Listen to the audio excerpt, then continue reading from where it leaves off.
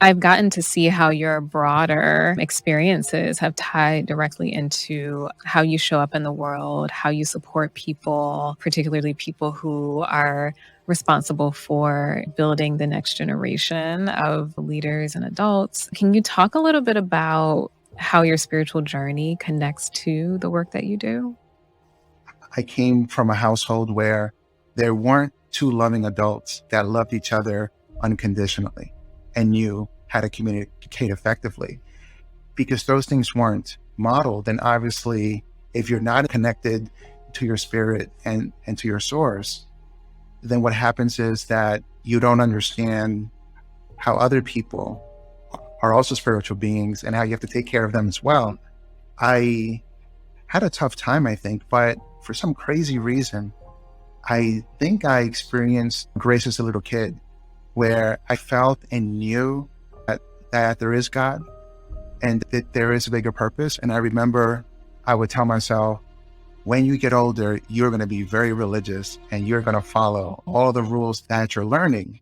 I realize now that that's not spirituality, but I realized that was an intention that perhaps now I have a better understanding. I remember having a tough time as a kid, and one summer I went to summer camp and I was 9 years old. And I remember laying in the cot and there were some other kids in the room.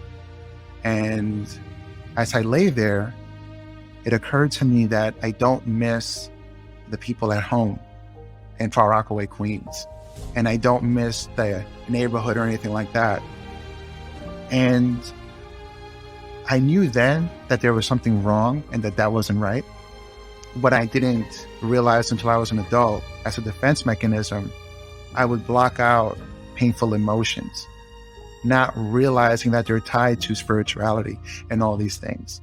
For me as the little kid, because I didn't understand emotions or spirituality, I would just block things out that hurt and just keep it moving.